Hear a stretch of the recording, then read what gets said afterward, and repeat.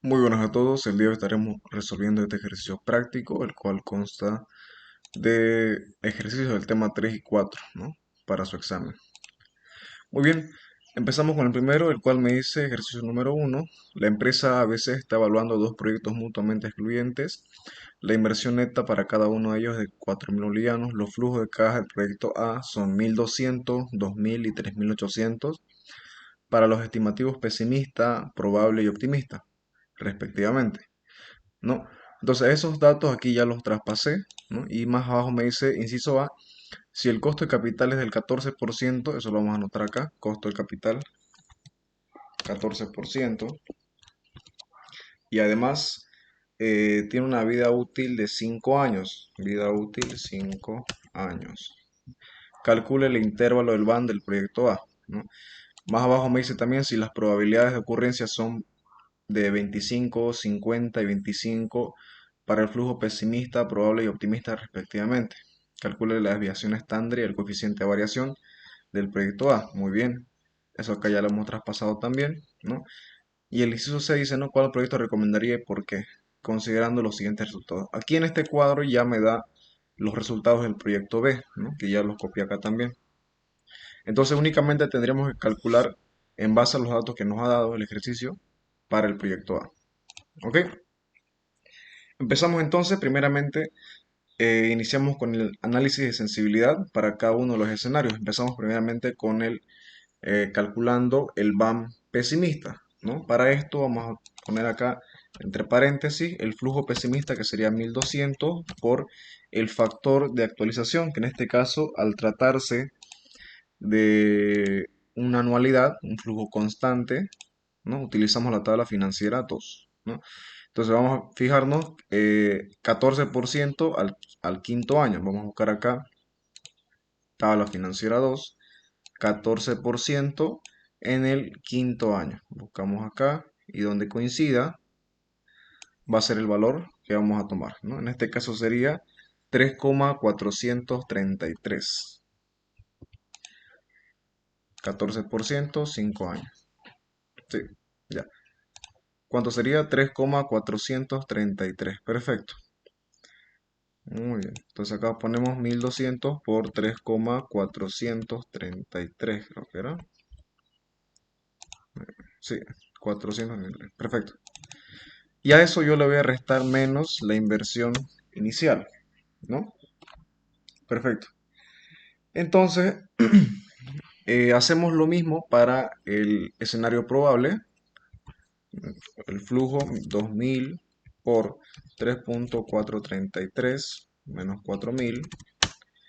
Y lo mismo para el otro, ¿no? Sería acá 3.800 por 3,433 menos 4.000, ¿no? Entonces vamos a calcular eso para ver cuánto nos da. Y vamos a copiar todo esto. Entonces para el BAM pesimista tengo un resultado de 119. Para el probable tengo un resultado de 2.866. Y para el optimista tengo un resultado de 9.045 con 40, ¿no? Nada más. Ahora, una vez realizado eso, puedo calcular yo el intervalo del BAN, ¿no? ¿Cómo hago eso? Voy a agarrar el BAN optimista y a eso le voy a restar el BAN pesimista, ¿no? Entonces, el resultado de eso yo voy a obtener lo que conocemos como el intervalo del BAN, ¿no? Que es una de las cosas que me está pidiendo calcular. Entonces, BAN optimista menos BAN pesimista, en este caso pero el intervalo del BAN es de 8.925,80, ¿no? Nada más, entonces este sería uno de los resultados que estamos buscando, lo marcamos y vamos al siguiente punto, ¿no? Pasamos ahora al uso de probabilidades. Acá sencillamente vamos a copiar cada uno de los resultados que hemos obtenido anteriormente, ¿ya? Y ahora eso lo vamos a multiplicar nosotros, ¿ya? Sencillamente por la probabilidad de ocurrencia, que en este caso ya nos lo dijo, ¿no? Para el pesimista es 25, para el probable es 50 y para el optimista 25% también. Entonces, colocamos igual, ¿no? y calculamos cuánto nos sale eso. Vamos a ver, tenemos acá 119 por 25%, me sale 29,90. Y lo mismo vamos a replicar para los otros dos escenarios, que me sale 1433 y 2261. Ahora, la sumatoria de eso sería el van esperado, ¿no? El van esperado del proyecto A. Entonces, ese resultado va a ser igual a ¿cuánto? A la sumatoria de las probabilidades, ¿no?, que hemos obtenido. En este caso sería 3724,25. Listo, tenemos el segundo dato. Y ahora sí pasamos al siguiente punto, que sería las técnicas estadísticas, ¿no? Tenemos acá nuestra tabla. Vamos a copiar los datos que necesitamos para poder operar, que serían los resultados de este punto, que son los mismos que tenemos acá, ¿ya? Y acá en este punto acá vamos a colocar el van esperado. Vamos a fijar eso. Y ese van esperado se replica en cada uno de los escenarios, ¿ya? Ahora vamos a calcular en base a la fórmula que tenemos. Me dice que va a ser la diferencia de E sub I, entre paréntesis ponemos, la diferencia de E sub I y, y el van esperado elevado al cuadrado, ¿no? Replicamos lo mismo para los otros dos escenarios, ¿no? Y acá sencillamente en este punto copiamos la probabilidad de ocurrencia, ¿no?, de cada uno de los escenarios. Y sencillamente multiplicamos un resultado por el resultado obtenido por la probabilidad de ocurrencia. Nada más. Y hacemos lo mismo para los otros dos escenarios. Ahora, tengo que sumar. Vamos a sumar cada uno de los escenarios obtenidos. Tenemos el pesimista, el probable y el optimista, ¿ya? Y ahora tenemos que calcular la desviación estándar. La desviación estándar sería la raíz cuadrada de este resultado. Entonces acá yo lo voy a poner de manera manual. Pongo 10, no, sería 10.695.331,27, ¿no? Solamente de manera demostrativa, ¿no? Para que puedan ver qué es lo que se está haciendo, ¿no? Entonces, calculamos ahora ese resultado. Voy a utilizar una fórmula que se llama raíz de este número. Entonces aquí tenemos la desviación estándar. La tenemos acá. Y con la desviación estándar yo puedo calcular ahora el coeficiente de variación, que es igual a ¿qué? A la desviación estándar dividido entre el van esperado, ¿no? Una división sencilla, simple y nada más, ¿no? Ahí está. Dividimos desviación estándar entre el van esperado, me sale 0,88, que vendría a ser el coeficiente de variación, ¿no?, del proyecto A. Listo. Entonces de esa manera ya hemos concluido. Lo único que tendríamos que hacer ahora sería pasar los datos que hemos obtenido al cuadro, ¿no? Acá ya tenemos lo que nos dio el ejercicio de manera predeterminada y vamos a poner acá lo que obtuvimos, ¿no? En este caso, el intervalo del van es de 8.925. El van esperado es de 3.724. La desviación estándar, aquí está, desviación estándar, es 3.270. Y acá tengo el coeficiente de variación, es 0,88. Ya, esto lo voy a poner con rojo también, para que se pueda diferenciar, ¿no?, uno de otro.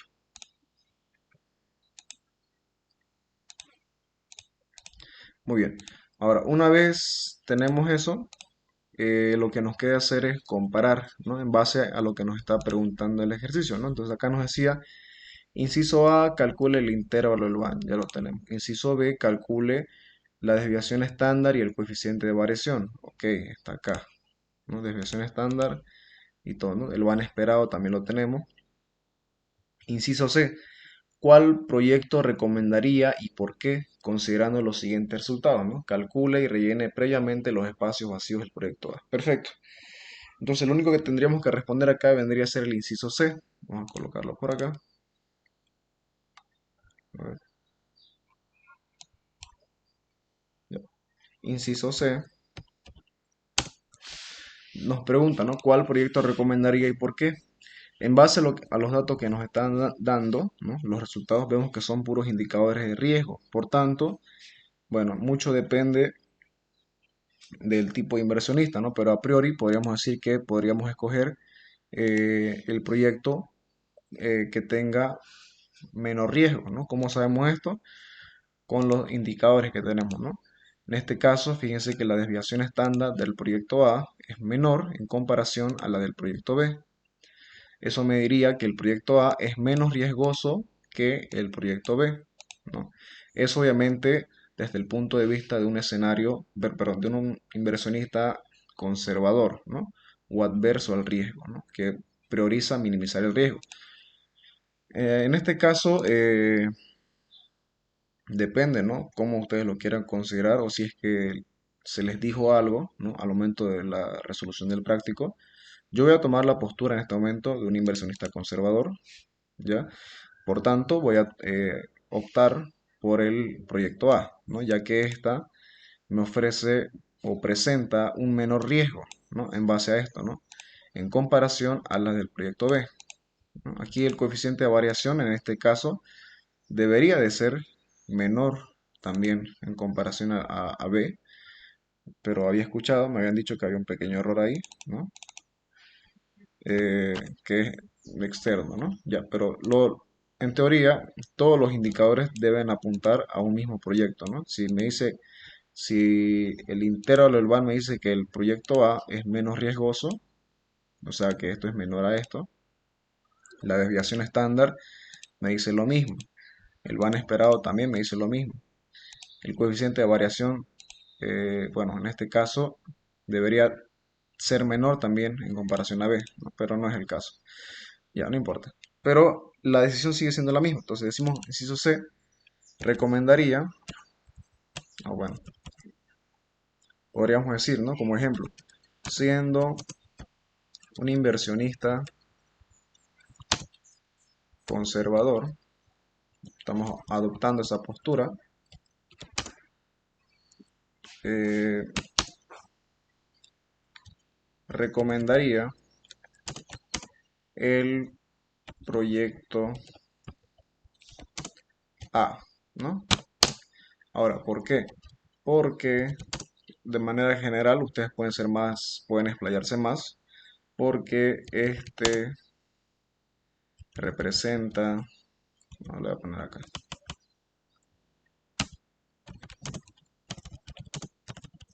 porque este representa un menor riesgo, un menor riesgo, ¿no?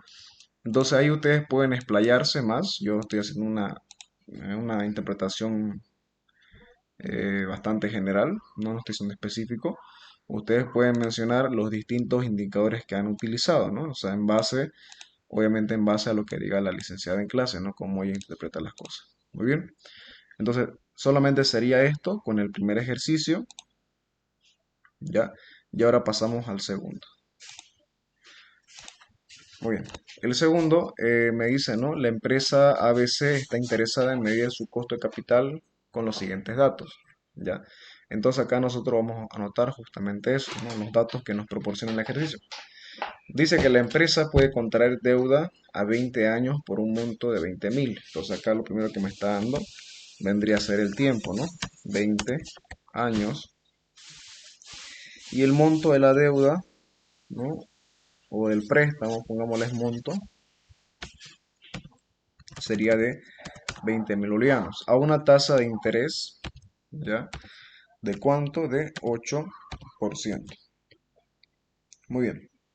Para contratar la deuda tendría un costo de 2.000. Acá hay un costo de contratación, ¿no? Un costo de contratación. Muy bien. ¿De cuánto es el costo de contratación? De 2.000. Entonces, esos son los datos que me proporciona el ejercicio, ¿ya? Ahora, adicional a esto, yo siempre les recomiendo que ustedes eh, hagan una línea de tiempo si es que quieren, ¿no? Para poder determinar o entender mejor cómo es que se está trabajando el ejercicio, ¿no? Entonces acá yo voy a hacer hasta el 20, en realidad no, le voy a hacer hasta el 6 y acá le voy a poner 20, ¿no? Porque de todo es lo mismo, se replica una y otra vez, ¿no? Únicamente. Ahí, esto ya no necesito. Ya.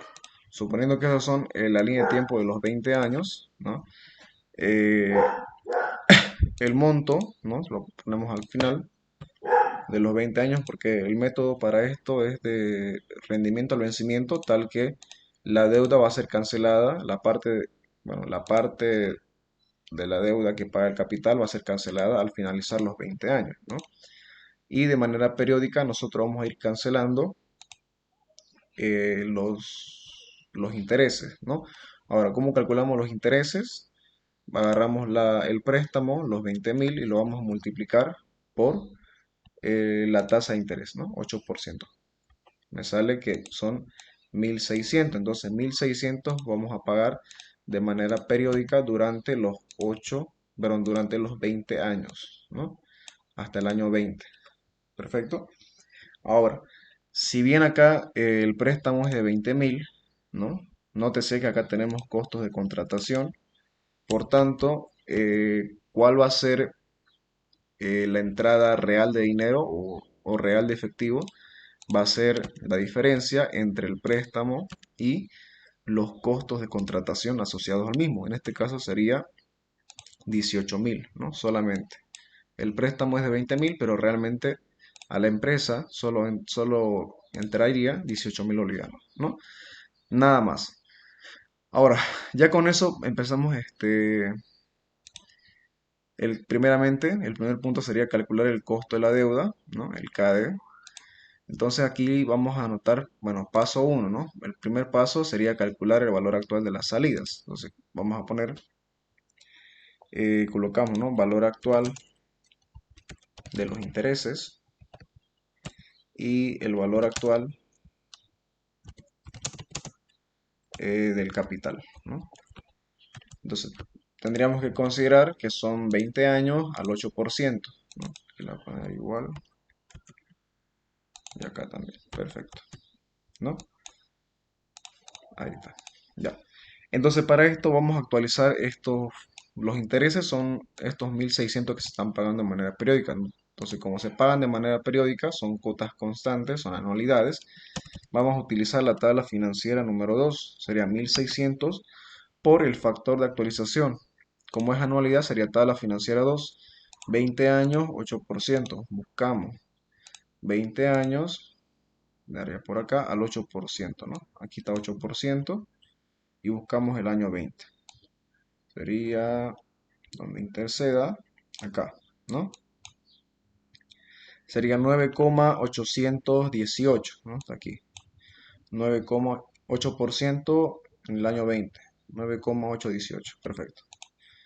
Entonces ponemos acá 1.600 por 9,818, ¿no? Y para el capital, ¿ya? Para el capital, como es un solo monto, un flujo, ¿no? Y no es constante, utilizamos la tabla financiera 1. Igual lo mismo, 8% año 20 sería en este caso 0,215, ¿no? Este acá, 0,215. Perfecto. Entonces vamos, el capital, ¿cuánto sería? Los 20.000 por 0,215, ¿no? Si no estoy mal. Sí, está bien. Y acá es 9,818. Ya. Nada más, entonces aquí colocamos igual y calculamos cuánto es lo que nos sale, ¿no? El valor actual de los intereses va a ser igual a cuánto? A 15.708,80 y el del capital va a ser igual a 430, ¿ya? Nada más. Ahora, eso mismo vamos a replicar nosotros en el siguiente paso, que sería el paso número 2. Entonces, ahora, el paso número 2 dice calcular el valor actual de las salidas a una tasa mayor. Entonces, si para este primer paso hemos utilizado 8%, acá nosotros podemos utilizar un 9%, ¿no? Por ejemplo, ¿ya? Entonces, vamos a hacer lo mismo, exactamente lo mismo, solo que consideramos una tasa distinta, ¿no? Una tasa mayor, ¿ya? Entonces colocamos 1600 en este caso sería 9% en el año 20.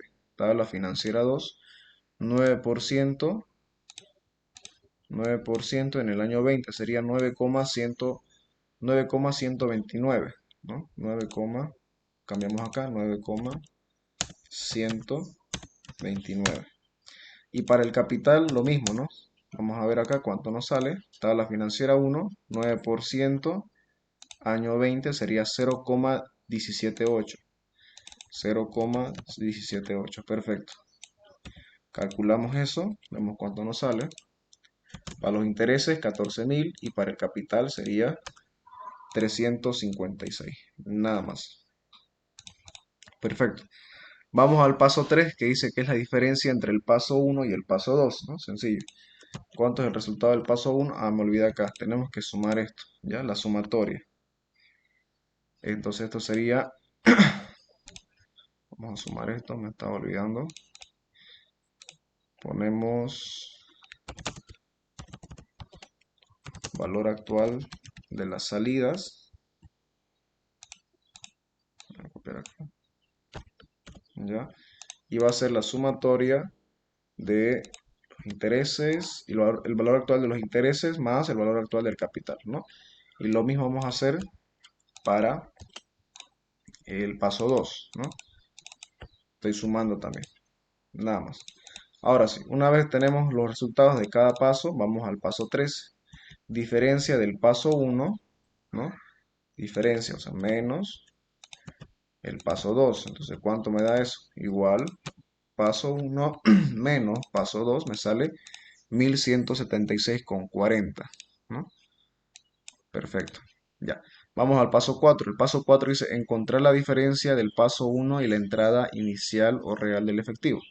Entonces vamos a poner acá paso 1. El resultado del paso 1 sería este, menos la entrada inicial de efectivo, que serían los 18.000, ¿no? Igual a cuánto? Diferencia paso 1 menos 18.000. Ya.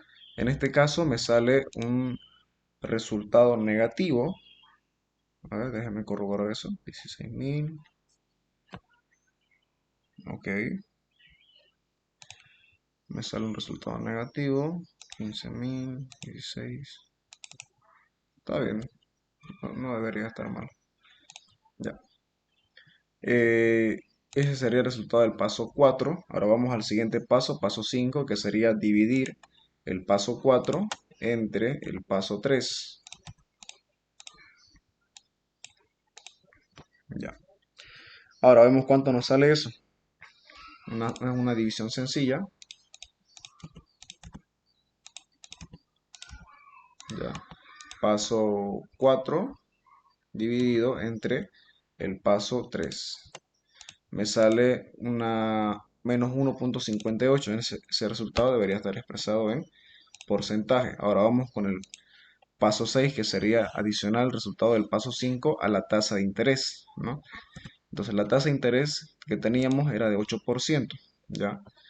Le vamos a sumar, en este caso tenemos una tasa negativa, ¿no?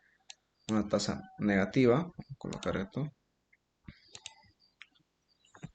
sería menos 1 punto, a ver un segundo, acá,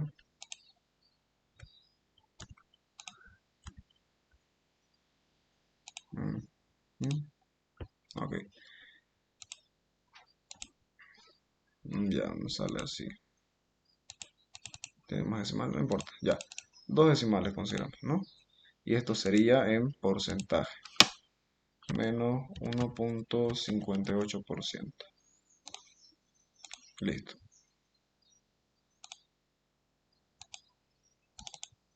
Ya. Ahora, ¿cuánto nos sale eso? Como es negativo, va a disminuir, ¿no? Sería 8. Si quieren pueden poner más. Por ley de signo igual a ser menos. Se va a restar, me sale 6,42. Entonces, ese vendría a ser el resultado, ¿ya? Del costo de la deuda. Entonces, el KD es de 6,42%, ¿no? Listo.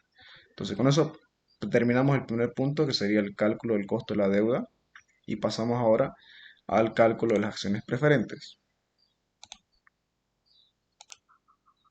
Muy bien, entonces, continuando con esto, tenemos las acciones preferentes. Para eso vamos a ver qué nos dice el enunciado. Lo vamos a ver acá. Para las acciones preferentes, la empresa puede vender acciones preferentes al 10% de su precio de 300 bolivianos, y espera que el costo de emitir las acciones preferentes sea de 70 bolivianos por acción, ¿no? Entonces vemos acá eh, qué datos podemos utilizar. Entonces acá me dice que la empresa puede vender acciones preferentes al 10% de su precio de 300 bolivianos. Ok, entonces vamos a poner acá, ponemos primeramente el precio.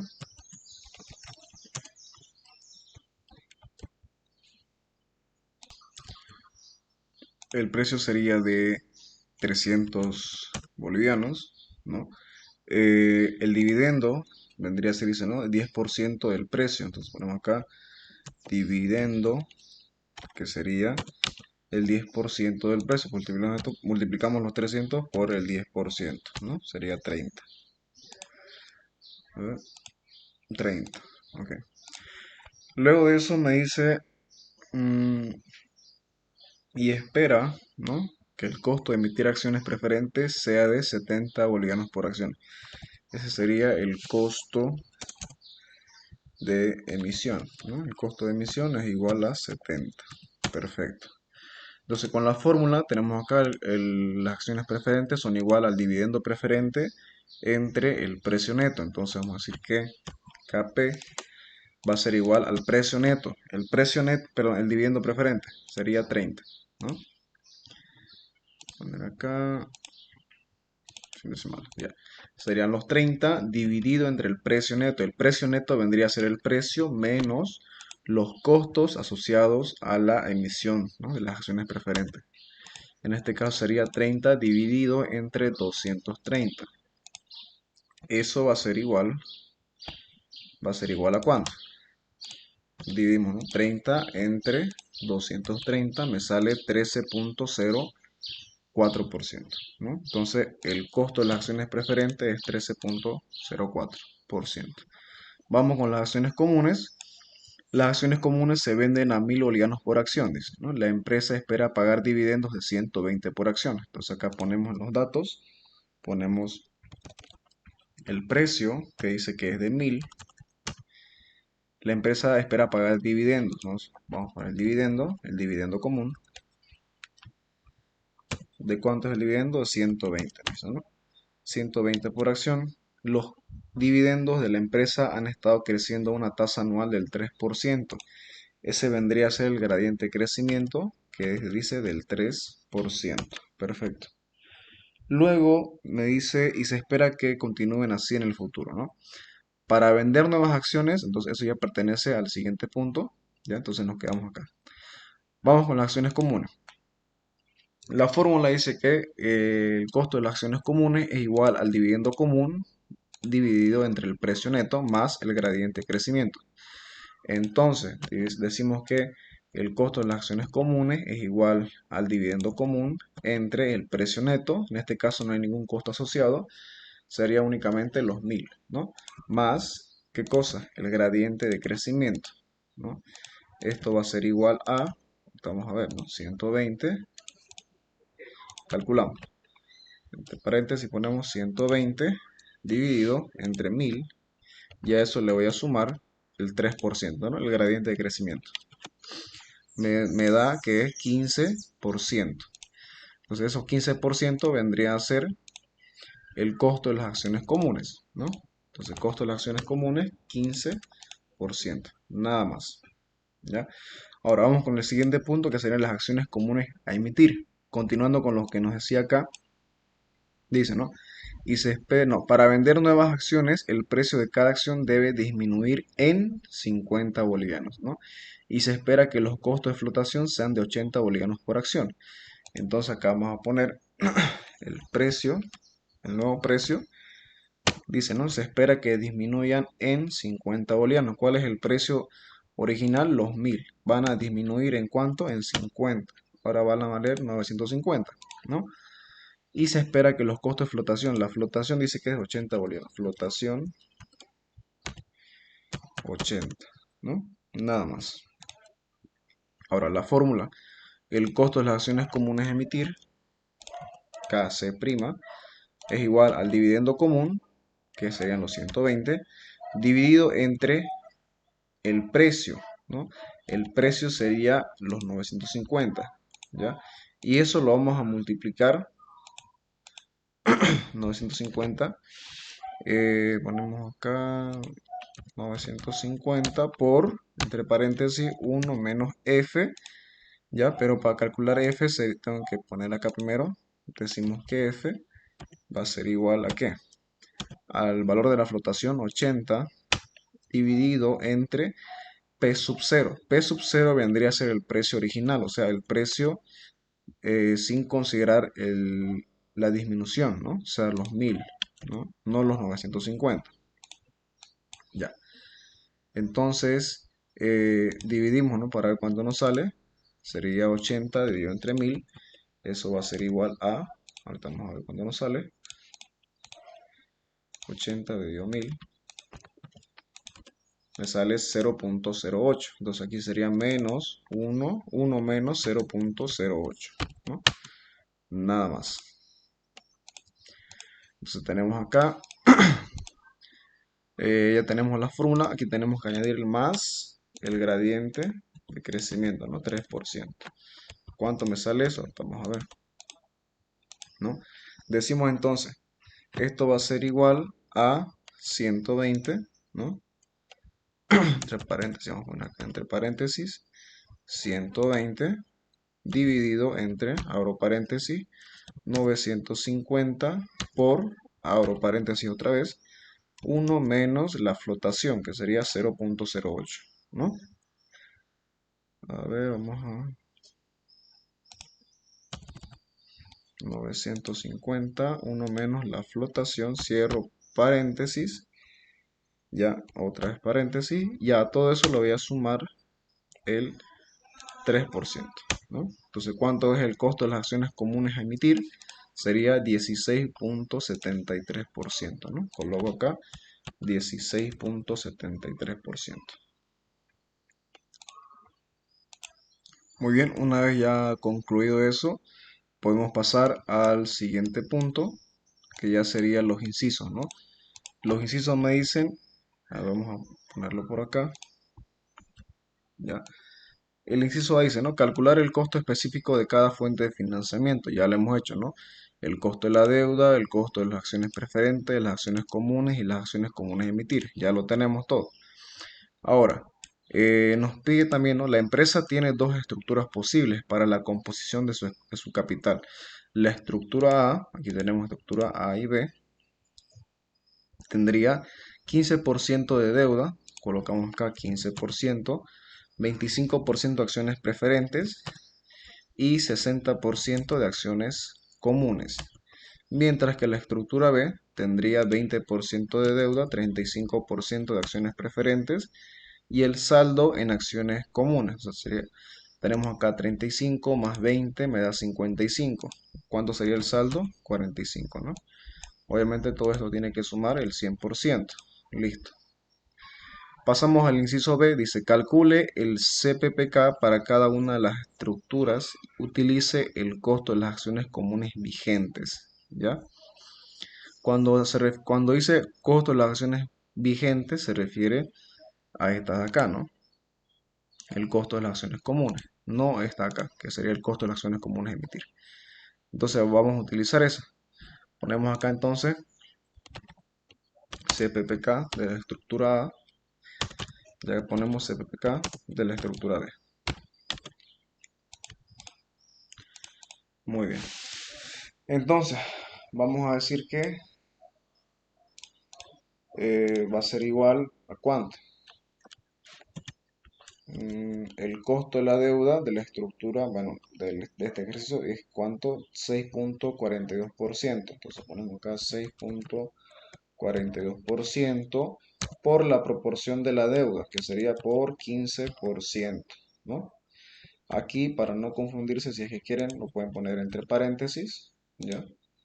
O no, ¿no? Si depende de ustedes, ¿no? Más, abro paréntesis otra vez, de las acciones preferentes, ¿cuánto es? Acciones preferentes, 13,04 más 13,04% por la proporción de las acciones preferentes, que sería 25%. Cierro paréntesis, otra vez abro, más las acciones comunes vigentes. Entonces utilizamos esta acá, ¿no? Acciones comunes. 15%. Entonces ponemos acá, más 15% por la proporción de las acciones comunes, que sería 60%. Cierro paréntesis, ¿no? Nada más sería eso. Ya. Aquí esto lo voy a copiar. Sería básicamente lo mismo, solamente tendría que cambiar la proporción. Acá en la estructura B sería 20% para la deuda, para las acciones preferentes sería 35% y para las acciones comunes sería 45%, ¿no? Nada más. ¿A cuánto es igual esto? Vamos a ver. Igual.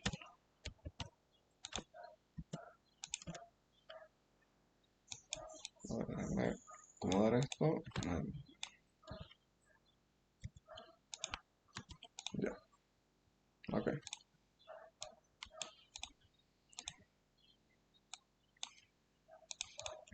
Ya. Entonces calculamos cuánto me sale cada uno para cada estructura. Para la estructura A me sale que es 13,22 y para la estructura B me sale 12,60%, ¿no? Nada más. Si quieren podemos poner esto aquí.